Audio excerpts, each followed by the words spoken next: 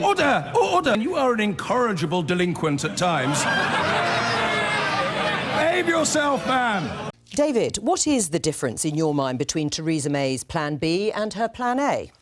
That she's going to have yet another go at doing exactly what she's been trying to do for, well, I nearly said 2.5 years, but presumably the last 6 months have been the real cutting-edge element.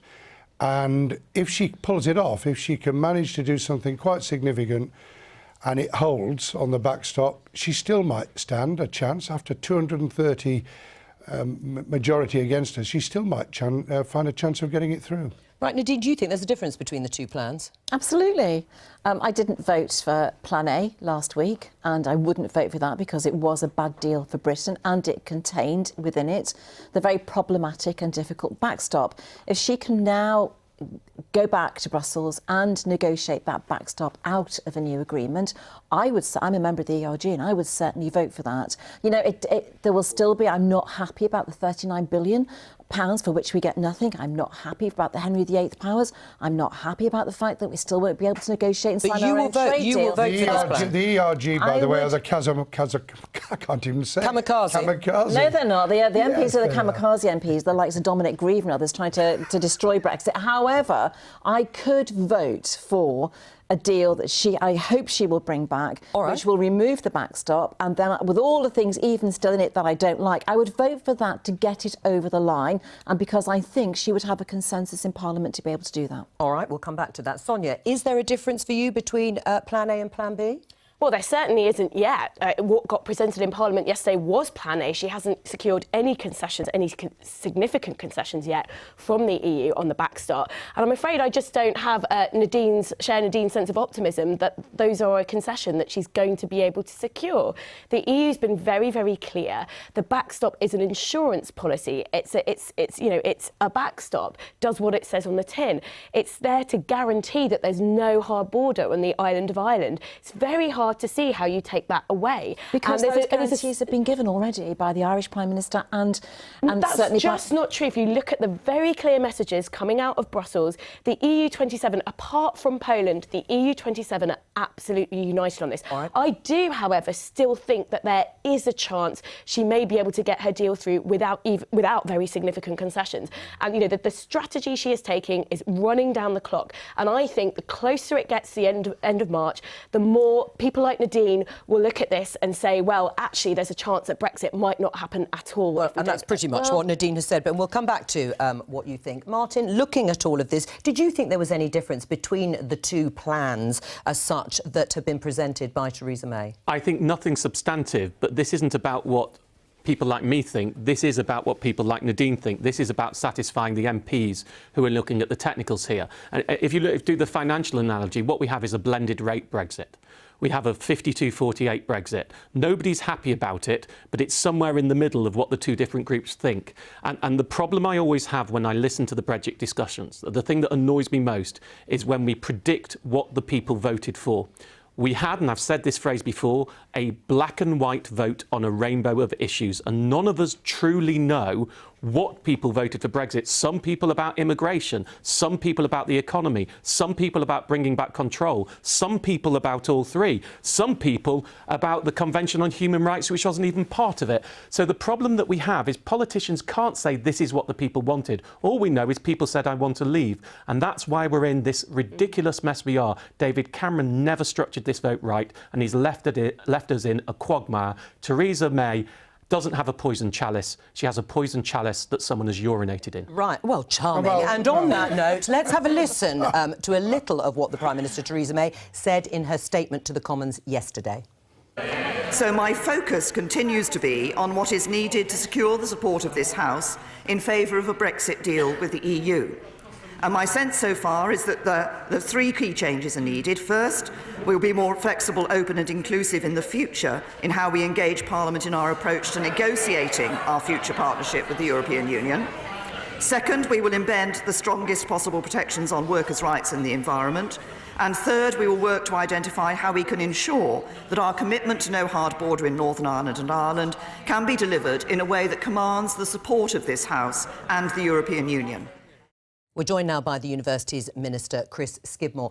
Chris, listening to Theresa May and what the guests have said, what makes you so confident Theresa May can achieve what she set out yesterday? Well, I think that when we look at the position we find ourselves in now, I've always been a strong supporter of the deal. It delivers on the 52-48. Sure, but it was rejected by 230. So what makes you confident that she can achieve what we've just heard her say? Well, I think we've taken forwards over the past couple of days a series of negotiations with all parties. It's clear that cross-party approach isn't going to work, and therefore the Prime Minister now needs to attract like MPs like Nadine, like the ERG, in order to be able to say what can we do to ensure that we can get this deal over the line. The concern that is growing, and outside in the country, I was out knocking on doors on Friday in my constituency, is that we just need to get on with it. And if we block Brexit, if MPs block Brexit and we don't deliver by the 29th of March, I think there are serious issues for our democracy there. I understand that. The question here... But what's changed, Chris? I mean, we heard this exact conversation that you have just set out when Theresa May delayed the meaningful vote before Christmas,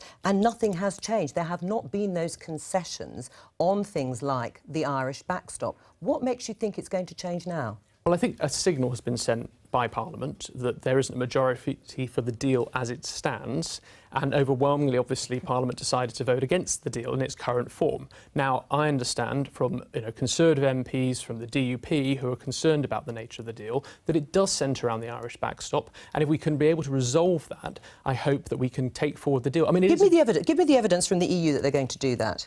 Well, I've been having conversations now as a new Universities Minister about taking forward shared programmes around our participation in science, but on the backstop Plus programme.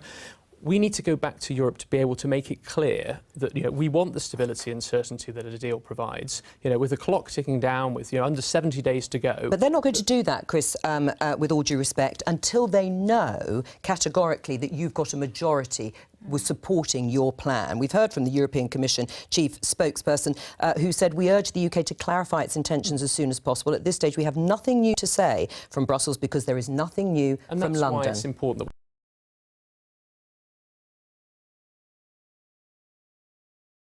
Tuesday. Next Tuesday, we've got the vote to ensure that people, whether they support the Prime Minister's position or whether they of amendments going from A to J, where MPs from all different parties have decided to put their own amendments. But the key thing is, it's not about MPs here. It's about serving the people, and the will of the people has decided to leave the European Union. And I think the optics of this look incredibly bad. That if, as MPs, we go forwards not taking forwards leaving the European Union by the 29th of March. Well, actually, by then, no deal could well have been ruled out by MPs because next Tuesday, members of Parliament will have the opportunity to vote, as you say, on amendments that include a proposal to be able to delay Article 50, extend it and therefore rule out no deal, certainly for the next 9 months. So I come back to you again to say, what evidence is there from the EU that they are going to move on the backstop? The position of having a no deal is critical for ensuring we hold leverage but they're being told, EU. But they're being told by parliamentarians, by others. Because it's an amendment laid down by an opposition MP doesn't mean it's going to pass. I think it will pass, actually. I think when you look at the Labour front bench have made quite supportive noises in favour of this amendment. I think if the Labour front bench whip in favour of the amendment, I think we could actually see it go through. And then I think we would be very much in uncharted territory. But this is an amendment to a motion. It doesn't become law. Well, I struggle. If it did get passed, then actually we would be left with a very simple choice, and that is some cobbled together further deal from the Prime Minister or a referendum with the electorate having another go, because the idea of having a Norway plus, kind of, you're in the European Union but you have no power to make the rules, would be frankly an insult both to those who voted out and those who want to stay in. It would just be ridiculous. So it's pretty crucial on Tuesday, and I think the Prime Minister might quite like in the end the idea of having a no deal ruled out, because it really does put the Brexiteers on the spot. Right, it's important to say, though, we were focusing on the Commons chamber, but if you went to the committee corridors, myself as a minister, taking forward no-deal preparation legislation on whether it's trademarks, on patents, yesterday I was looking at the exhaustion of rights. all this work is going on where we're taking forward hundreds of statutory instruments to make sure we are prepared for no deal. Sure. It is a scenario that we will be able to cope with as a United Kingdom, and we've got to be able to be prepared that no deal is a reality, because if it's ruled off the table, we will cripple our ability ability to be able to negotiate. Right, but on with that, the if it European is Commission. ruled out, if it looks as if that is going to happen, and we are talking about it as a possibility, some people here think it's a strong possibility, Nadine, if no deal is effectively removed from the equation, would you vote in favour of Theresa May's deal with or without significant changes? Oh gosh, I need to think that one through. Well, it's either then no Brexit or the risk of no Brexit in your mind, or Well, there are a you number do of what other Chris would like you scenarios, to like- do with your colleagues and back the deal. I think there'll be a number of other scenarios that would come into play if that was a situation. You would see a number of other amendments being laid down. And of course, as I've already said, these are amendments to a motion and will not be law. I think it would be disaster if that was passed, because that would completely remove Theresa May's negotiating hand. But can I just say to a point you made a moment ago, and Chris also, about the EU negotiators? It is my belief that at no stage up until now has the Irish backstop been included, the removal of the backstop being included in the negotiations. Arlene Foster said this herself only last week. I think the fact that this is now back on the negotiating table, and the EU themselves, they want a deal also. They do, but And we've if heard, Theresa May can Nadine, go, from the Irish but the Deputy EU Prime Minister, that was Simon before Coveney, her has made statement clear, yesterday. has said the EU will not reopen negotiations. The EU isn't budging. Time limiting the backstop isn't an option. They've said lots of things, lots of times, all of which they've reneged or gone back on. If she can go and say, I can get a consensus in Parliament for this to pass because you want to deal as much as we want to deal, then do it. All right, And well, I let's think find that out- on the let's- negotiating You table really, for the you really first time. can see why the electorate's eyes are glazing over. What Right, I find well, difficult, what I absolutely. find difficult here is we are playing brinkmanship politics. We've turned this into a poker game, and it all centres around this arbitrary date of the 29th of March, which was not in the Brexit referendum. We were not promised a debate. People have not voted on the 29th of March. But MPs triggered that timetable. MPs did, and MPs can untrigger that timetable. And the problem that we have at the moment is we clearly do not have enough time to sort this out in a way that is right for Britain. And yet we are still utilising the 29th of March simply for brinkmanship. And I think the time for the games is over. And you guys who sit in Parliament need to stop playing the games and realise that you haven't done the job in this time. Whatever happens, more time is needed. And it's time to move that date back. Chris, The public will accept that. There is a question around the legal possibility of being able to extend Article 50 because you need the consent of the EU 27 at an individual member state Sure, level. but away from the only the way you can do it is to technicalities, Chris, revoke Article 50, and that would be completely right, toxic. but answer the broad question that actually we're running out of time. Martin says we need more time. Well, I to look at think this. I'm here to provide reassurance that the no deal legislation that is going through the Commons is on track. We are taking that forward. I'm part of the no deal ministerial meeting that happens weekly to make But sure. we don't want a new deal. We don't want a No no deal. deal. No And deal. Well, also, we don't why- want a no deal, but we also have got to make sure that if these games carry on and that sort of people yell Yvette Cooper and They're not games. That is really... These are MPs acting in the MPs national whose interest. constituents trying voted. to Hang on, stop let's Sonia speak. They're not... leave, turning on their constituents and saying they know best, is not a good look. It's absolutely not them saying that they know best. They're acting in the national interest. They know we've got a situation where Parliament is gridlocked, which is more than I can say for your government, Chris. They're turning around and they're to those who saying voted we need more for time. the And there is referendum and absolutely... saying You that are they don't trust the you are people. saying that to extend Article 50 would be toxic because it is in your government's political I'm saying to interest. revoke Article 50 would be- Don't talk over each other because people can't hear. I think you are completely So you would accept underestimating. extending Article 50? I think you are. I just don't know if it's possible. I think you are that's the question. underestimating But if it were the electorate here as well. You can absolutely make a case to the electorate. People are intelligent. They look at Parliament. They see it's gridlocked. You can make the case that we need more time. The only reason you're saying it's toxic is because it suits you to say it's toxic. I'm saying if it were revoking. possible- I'm going to set Yes. some rules here. We Yeah. can't talk over each other because the viewers can't hear a word. So I'll I'm let Chris saying answer and then a Martin. revocation, which is currently under the legal framework, would be toxic. An extension of Article 50, if it were permissible, I don't think it is. I mean, there's a number of questions around getting EU parliaments to agree that, and Can you also say the why European. it's not possible? Well, hang on. Because you need to have the permission of all the individual 27 member states, and then on that you've And got the there's the European rub. Parliament that's coming up in terms of what's going to happen in elections there, and then what our influence be for the future. So there are a These are all number of things that are questions. workable I around. struggle to understand how we think we can come up with something good in 6 weeks when it took us 2 years and we didn't manage to do it. I understand your point about that we would need EU agreement or EU member state agreement. But one suspects if the British government and members of Parliament said we need more time, then that would be a very strong way to help persuade the EU. Would you support ignored plausibility, the extension, not revoking, the extension of Article 50 for, say, another 6 months to be able to get this right, rather than putting it into a no deal. We couldn't do 6 months, partly because of the fact that European Union elections in the other 27 countries are about to and the Commission commence. Go away. So how long, David? 3 months. 3 months. But answer, would you do that? I support the principle that allows us to have the greatest Just answer the participation in question. Would you science support and in extending it? universities. I think that's an open question, which I'd but be what's the open to answer the to the possibility. question? I'd be open to the possibility. this is what annoys it's people. You're not because, answering. No, we've been very clear that Article 50. Not being clear at all. No. I've asked you a question. You've asked The me a question is, question. would you support an extension? The answer, two answers, yes or no. Would you be willing for an extension if you can't find another solution? We are working towards the 29th of March, and I'm providing the certainty for saying that the 29th of March. All right. Come on, I mean, this is, we've got to be sensible and mature about this here. There is a deadline which we need to prepare for. I mean, in the context of the negotiating framework, the EU and the UK are preparing for is the 29th of March. All right. If the dial changes, the dial changes, but I will continue to support, leaving on the 29th. As frustration erupts here in the studio, we're going to get some comments from our Brussels reporter, Adam Fleming. It's snowing. Winter is here, as they might say, Adam, in Brussels. Could they change their minds on the backstop? We've had this discussion here. Nadine says if that happens, she is much more likely to vote for Theresa May's deal. I think if the EU dropped the backstop from the withdrawal agreement, as Nadine was suggesting, that would be the most dramatic thing that had happened in the Brexit negotiations. And it would be completely contrary to what the strategy has been in the last few months, which is to provide this reassurance, this clarification and this interpretation of all the efforts that have gone into the backstop to make it look less scary and to make it look as temporary as possible and the least favoured option.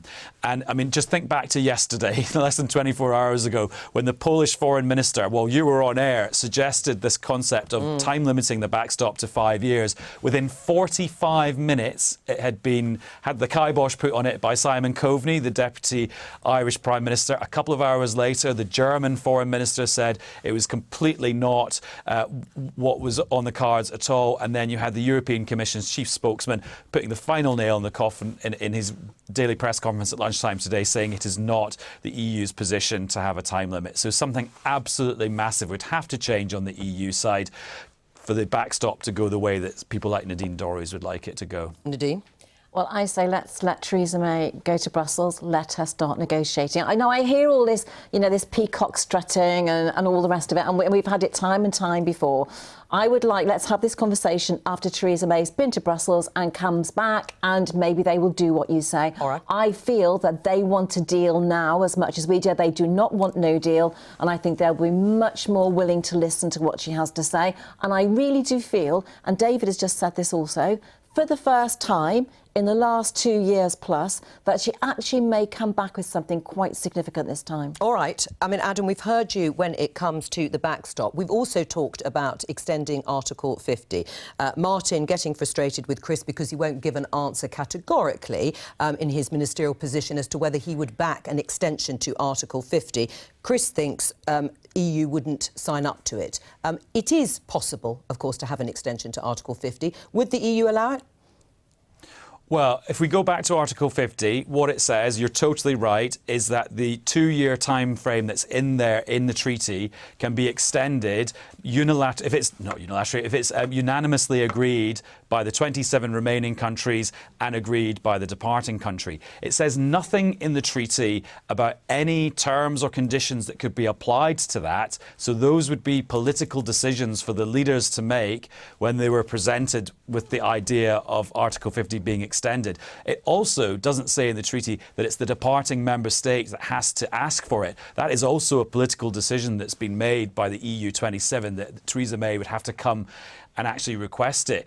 So the only reason I say that is that actually it's an example of where the treaty itself doesn't really help us. And I personally just think from having gone through the ECJ case about whether Article 50 could unilaterally be revoked, another area where the treaty was silent, one of the big points made there was that if the UK had asked to revoke Article 50 and the other 27 had been given the power to say no, well then would that be the equivalent of a country being forced out of the EU against its will? And I just wonder, would that logic be applied to the UK asking for an extension, therefore making it very, very hard for the EU to say no, therefore making it very hard for the EU to apply terms and conditions to granting the extension? I mean, Article 50 doesn't really help us there. But back to that point that people were making about the timing, yeah, people here are really worried about the idea of the UK taking part in the European elections at the end of May. As one person said to me, you'd be sending us 73 Nigel Farages. But again, that's a political concern, not a legal one.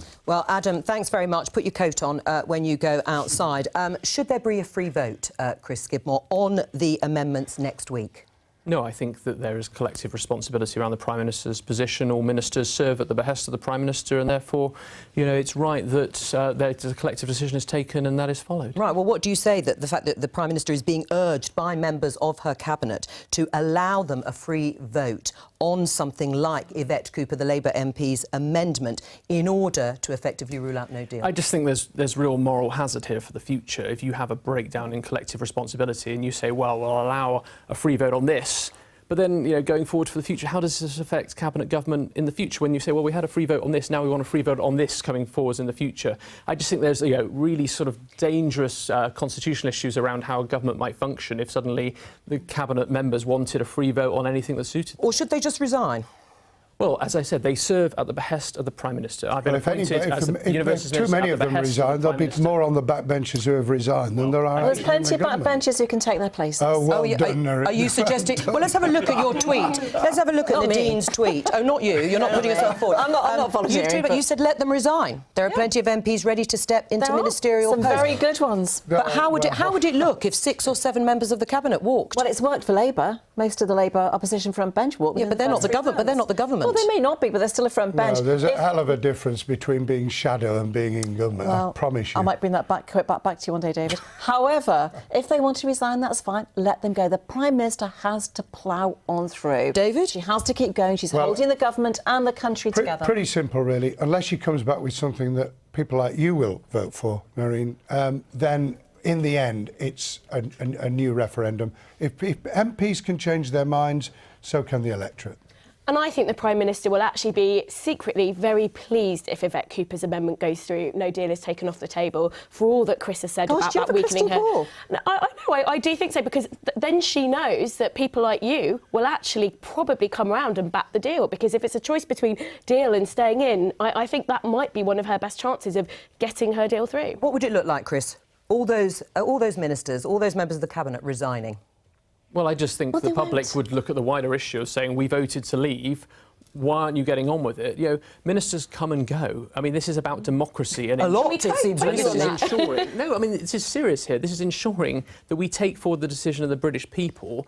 And, you know, it's highly corrosive to democracy if we have MPs turning around and saying, we don't trust your decision. We've got to make sure that we leave the European Union, we deliver on Brexit, and that we just get on with it. All right, Chris, thank you very much.